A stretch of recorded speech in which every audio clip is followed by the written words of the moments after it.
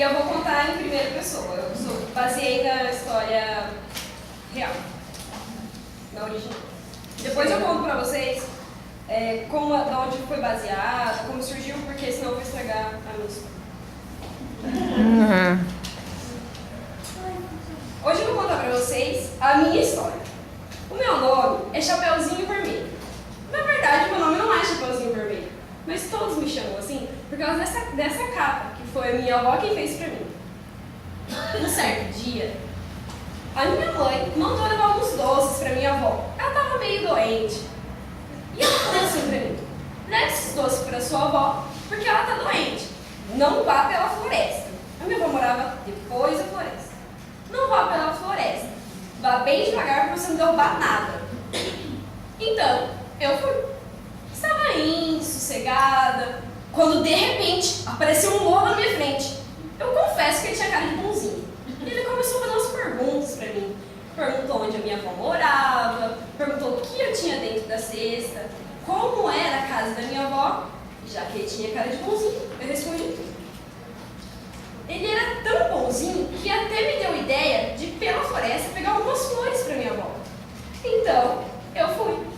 Aquele dia o céu estava tão lindo, os passarinhos coloridos como arco-íris. Então, eu fui pegando uma flor aqui, uma flor ali. E aí eu percebi que o lobo não estava mais junto comigo.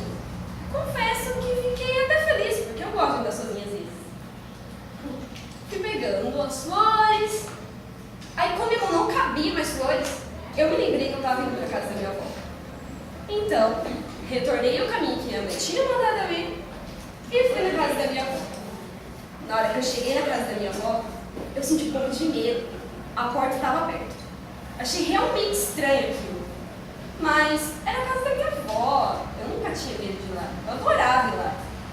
Então, eu entrei.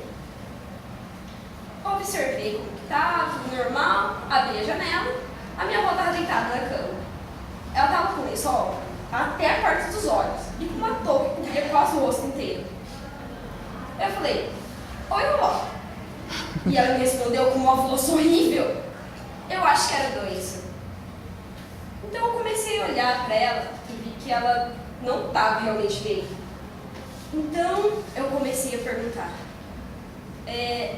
vovó, mas que olhos grandes a senhora tem?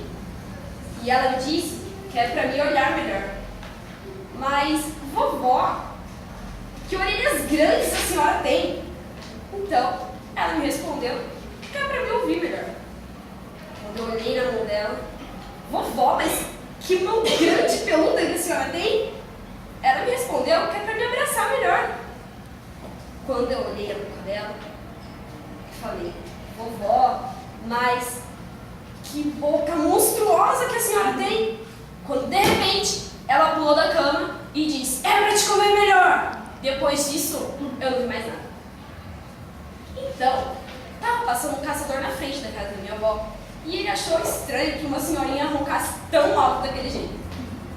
Então, ele resolveu entrar. Ele entrou e viu o lobo, que ele procurava fazia muito tempo.